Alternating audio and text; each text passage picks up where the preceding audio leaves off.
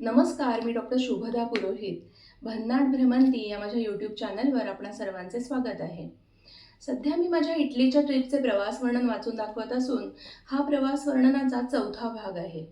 जर याआधीचे 3 भाग तुम्ही बघितले नसतील तर कृपया ते भाग आधी बघा अशी विनंती करते. तिन्ही व्हिडिओची लिंक खाली डिस्क्रिप्शन बॉक्समध्ये दिली आहे.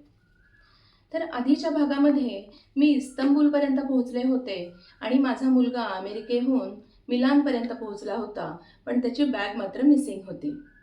तर त्याची बॅग त्याला मिळाली का हे आता या भागामध्ये आपल्याला कळणार आहे. तर कृपया हा भाग शेवटपर्यंत बघा अशी मी तुम्हाला विनंती करते. माझी इटली वारी एक अभूतपूर्व सहल भाग 4. इस्तंबूल ते मिलान प्रवासात माझ्या डोक्यात फक्त कॉन्फरन्स, पेपर प्रेझेंटेशन आणि हरवलेली बॅग एवढेच होते. रात्रभर झोप झालेली नसल्याने फार थकवा जाणवू लागला होता.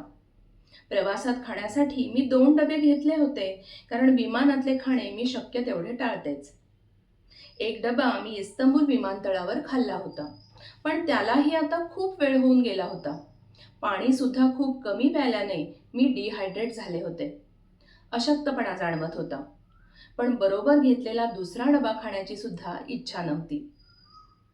हवाई सुंदरी ट्रॉली घेऊन आली की मी प्रत्येक वेळी फक्त पाणी आणि ऑरेंज ज्यूस एवढेच मागत होते.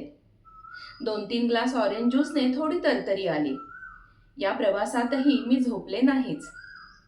मिलान एअरपोर्टवर उतरल्यावर मला एकटीला हॉटेलपर्यंत जायचे होते. अगदी प्रवासाच्या दिवसापर्यंत मी एअरपोर्टवरून ट्रेनने हॉटेलपर्यंत जायचे असे ठरवले होते. इटलीमध्ये प्रायव्हेट टॅक्सीने जाणे कल्पनेच्या पलीकडे महाग आहे.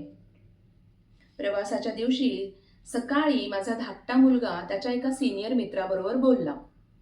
त्याचा मित्र तेव्हा इटलीमध्ये फिरण्यासाठी गेला होता. त्याने सांगितले की तुझी आई जर एकटी असेल तर तिला टॅक्सीने जायला सांग. ट्रेनने जाणे सेफ नाही. संध्याकाळी 5:30 पर्यंत अंधार आणि बऱ्याच ठिकाणी सामसूम होते. त्यामुळे धाकट्या मुलाने सांगितले, आई अजिबात रिस्क घेऊ नकोस, तू टॅक्सीनेच जा. दुपारी समोर राहणाऱ्या मैत्रिणीला सांगायला गेले की मी इटलीला एकटी चालले आहे. तिचे मिस्टर कामानिमित्त सतत परदेश प्रवास करत असतात. ते लगेच म्हणाले, मिलान सेफ नाही, ट्रेनने जाऊ नका. त्यांनी नुकताच त्यांच्या 6 फुटी आणि धिप्पाड असणाऱ्या मित्राबरोबर मिलानमध्ये झालेला प्रसंग सांगितला. समोरासमोर ढकलून देऊन त्याची बॅग चोरांनी पळवली होती.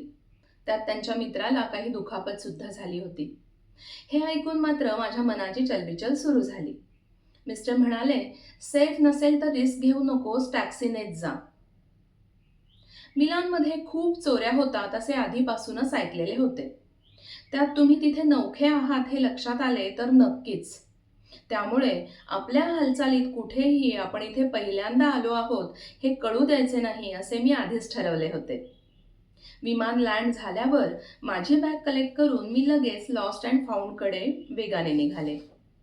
मिलान एअरपोर्ट प्रचंड मोठे आहे. लॉस्ट अँड फाउंड डिपार्टमेंट खूपच लांब होते. एकही माणूस दिसत नव्हता. मी अगदी पूर्ण आत्मविश्वासाने तिकडे चालले होते.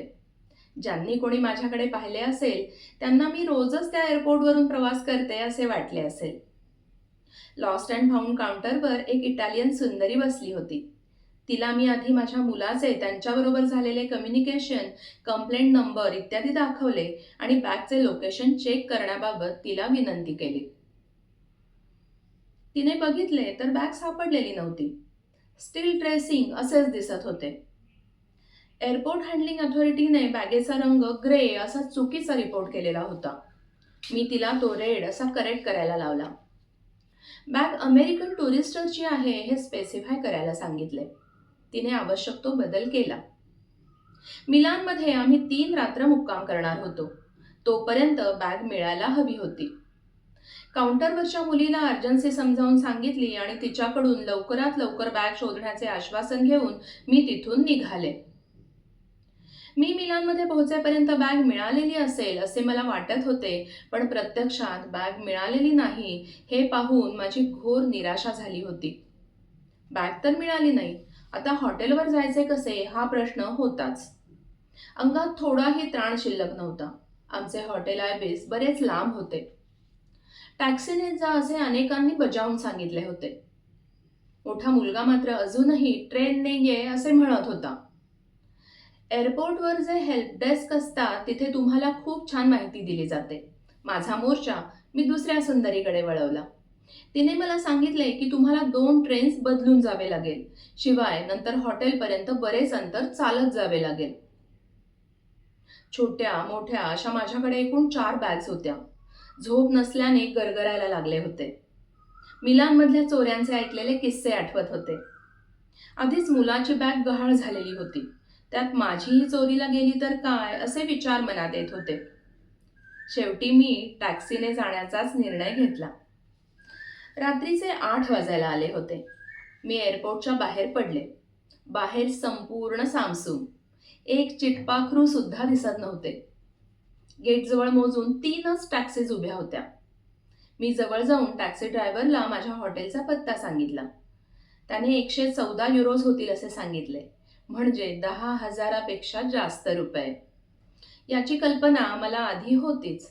एवढे पैसे आपण फक्त हॉटेलपर्यंत जाण्यासाठी घालवणार आहोत याची खूप हळहळ वाटत होती, पण नाईलाज होता. मी टॅक्सीमध्ये बसले. माझ्या आयुष्यातली ती सगळ्यात महागडी टॅक्सी राईड होती. क्रमशः. धन्यवाद.